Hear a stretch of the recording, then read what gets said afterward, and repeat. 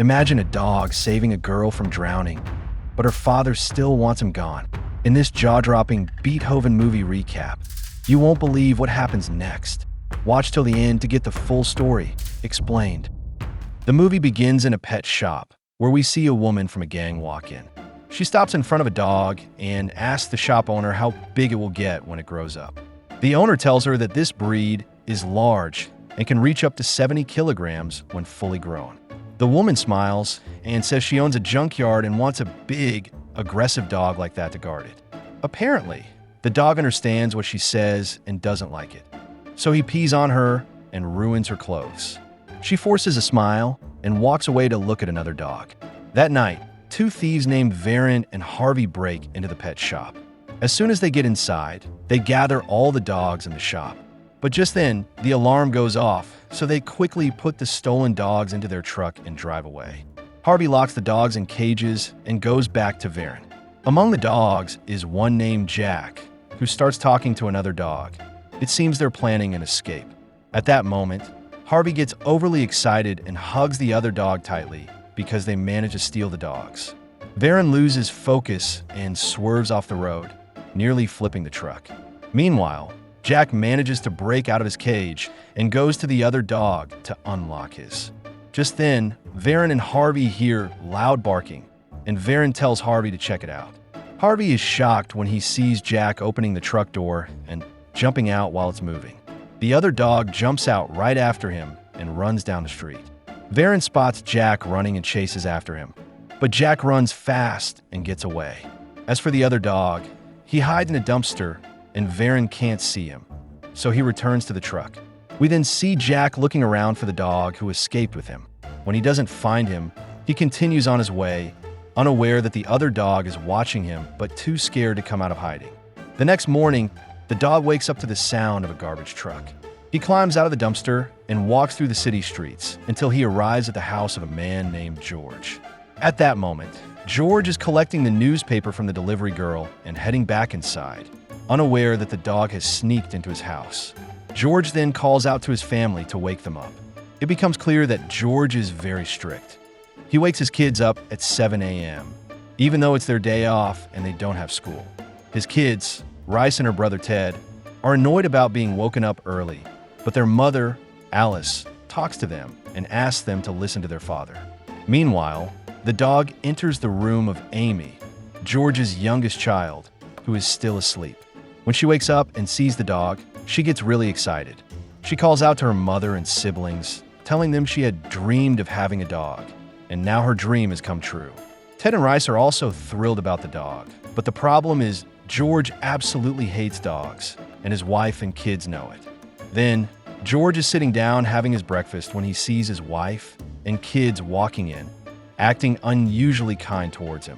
George is surprised because this isn't their usual behavior. They normally don't like anything he does and always object for no reason. However, he is shocked when he sees Amy walking and holding the dog in her arms. After that, George talks to his wife, Alice, and tells her he won't allow the dog to stay in the house. He wants to take it to a shelter. Alice tells him that's illegal, especially since the dog isn't a stray. It must have gotten lost from its owner, and they need to find the owner and return the dog to them. Their kids are very happy with the dog, but George insists on his opinion. He goes outside to the kids in the garden and tells them they're not ready to raise a dog at home. However, when he sees them upset and disappointed, he agrees to let the dog stay. But he says it's only temporary until they find its owner. The kids then get very happy, hugging him in excitement. That night, they all gather to choose a name for the dog, and by coincidence, Amy plays a piece of Beethoven's music on the piano. Everyone is surprised when they see the dog reacting to the music, so they decide to name him Beethoven. Days pass, and Beethoven grows up in George's household. He becomes massive, eats large amounts of food, and George finds it hard to deal with his presence in the house because Beethoven creates so much chaos. Therefore, George builds him a wooden doghouse in the garden and puts up a metal fence. However, Beethoven digs a hole in the ground, crawls through it, and gets out of the yard, wandering the city streets. It seems that Beethoven does this every day without their knowledge, as everyone in the city knows him and loves him. He goes to a candy shop, and as soon as the shop owner sees him, she prepares his usual food. Beethoven takes the food and goes to his friend Jack, the dog who escaped with him from the truck and who now lives nearby in the city. It turns out Jack lives on the streets and looks for food in the garbage. Beethoven shares the food with Jack so he can eat. Beethoven then goes to Rice's school and meets her as she's leaving. She gives him some food and shows him to her crush, a boy named Mark. She tells the dog that she wishes he would notice her. Beethoven grabs a branch from a tree and takes it to Mark, who then thinks the dog wants to play with him. As soon as Mark grabs the branch, Beethoven pulls it toward Rice. At that moment, Mark notices Rice and tells her that he's been wanting to talk to her for a while. They agree to meet the next day. After Mark leaves, Rice is very happy, hugging Beethoven and thanking him for what he did. Later, Beethoven returns home and sees Ted standing in front of 3 boys who want to hit him. It seems that Ted is hesitant and scared of them, unsure how to defend himself. Beethoven steps behind Ted and bares his teeth to the boys, just as Ted gets ready to fight them. The boys get scared of Beethoven's intimidating appearance and run off. Ted thinks they were afraid of him, so he yells at them, telling them that if they bother him again, he'll hit them. Then Beethoven walks away without Ted noticing him. When Ted returns home, he stands in front of the mirror, feeling much more confident, and is happy because he finally managed to defend himself. At night, we see Harvey and Vernon luring the dog Jack, capturing him and putting him in a cage inside a large warehouse full of dogs. We then move to the owner of this warehouse, where Harvey and Vernon work for him. We learn that he is a veterinarian named Far, and he uses these dogs to conduct experiments on them. At this moment, he is with a man who places a box containing a gun and a box of ammunition in front of him. The man tells him that the company produced this type of ammunition and that they want to test it to determine the amount of damage it would cause. He advises Far to test the ammunition on a large dog. Far responds by saying that dogs of this size are very hard to find. The man then gives him a large sum of money, saying he is confident Far will find a suitable dog. Far agrees and says he will report the result to him after conducting the experiment. The next day, Far is at the clinic, and by chance, George and his kids arrive at the clinic to get Beethoven his vaccinations. At this time, Far enters and examines Beethoven, then lies to them, telling them that Beethoven needs to stay at the clinic for several days because his health is not good and he needs medical care and observation. George agrees without hesitation, but his kids refuse, saying that Beethoven is fine and only needs his vaccinations.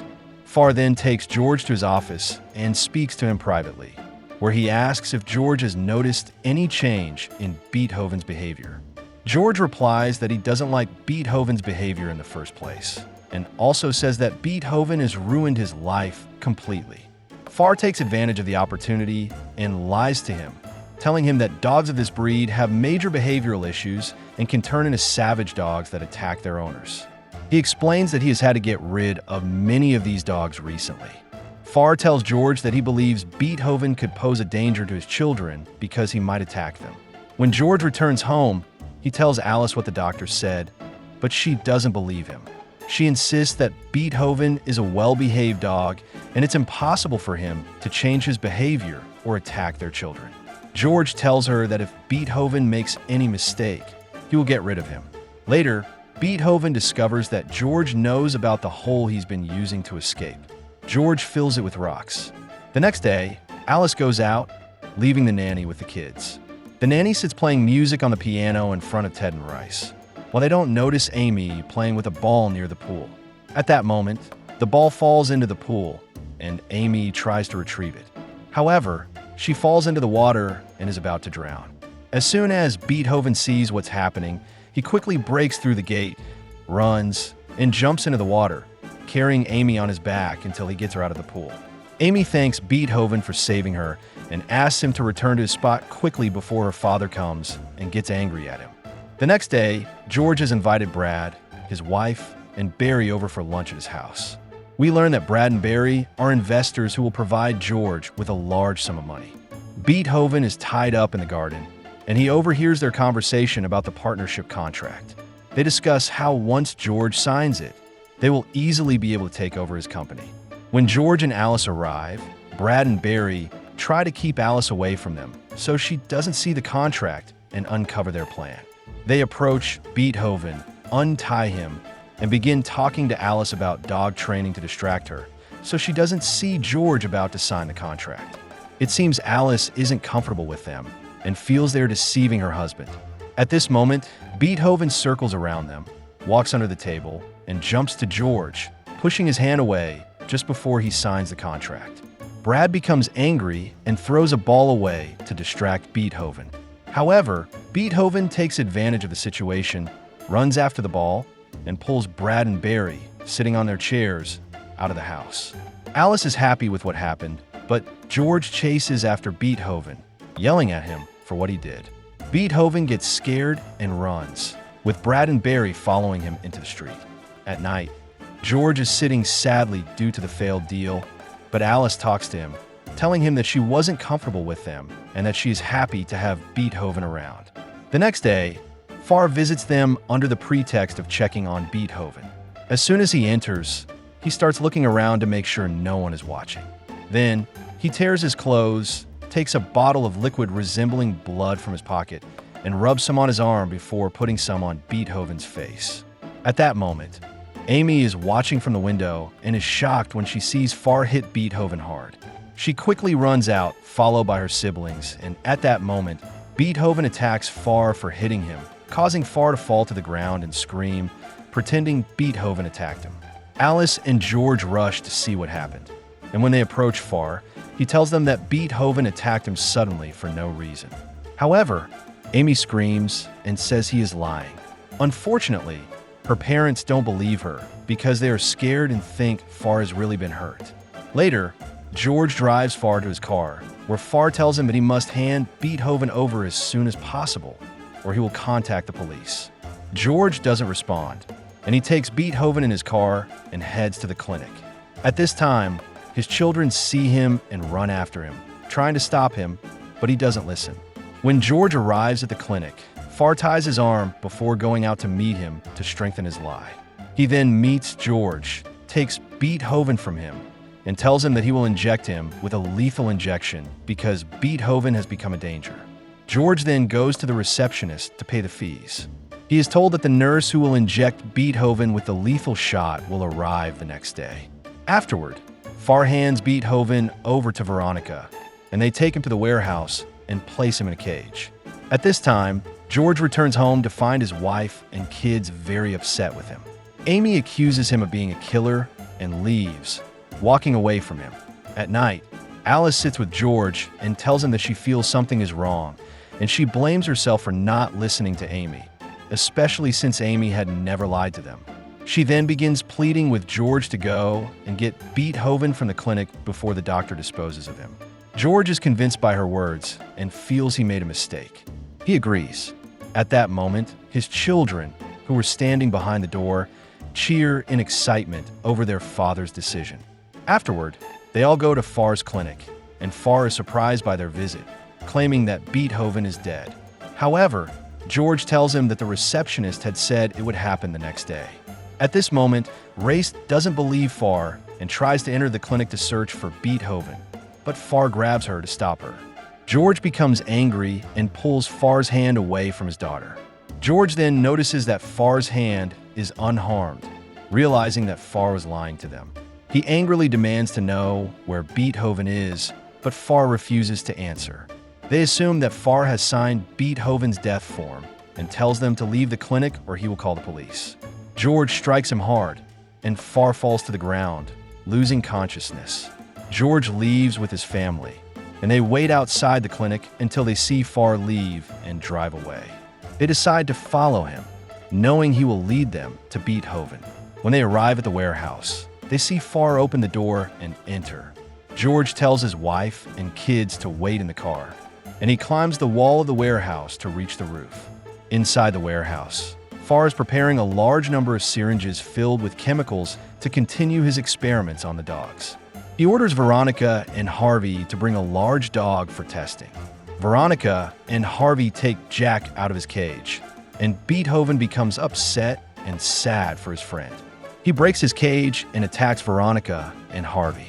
They get scared and drop Jack, who escapes, but they manage to control Beethoven using a dog control stick. Farr sees this and brings the gun loaded with the new ammunition to test it on Beethoven and get rid of him. However, he doesn't realize that George is watching everything through the glass roof of the warehouse. Suddenly, George breaks the glass and jumps down on them, but Farr threatens him, saying he will pay for what he did, and points the gun at him. Just then, Jack appears and bites Farr, causing the bullet to misfire and not hit George. Alice hears the gunshot and runs to a public phone to call the police. Meanwhile, Teddy drives the car quickly, crashing into the table with the chemical syringes on it. The syringes pierce Farr's body, causing him to fall to the ground and lose consciousness.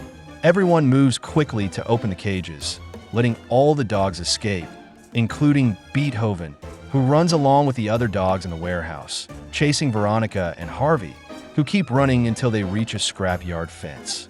They climb over it, relieved to have escaped. However, when they look behind, they realize there are 4 fierce guard dogs chasing them.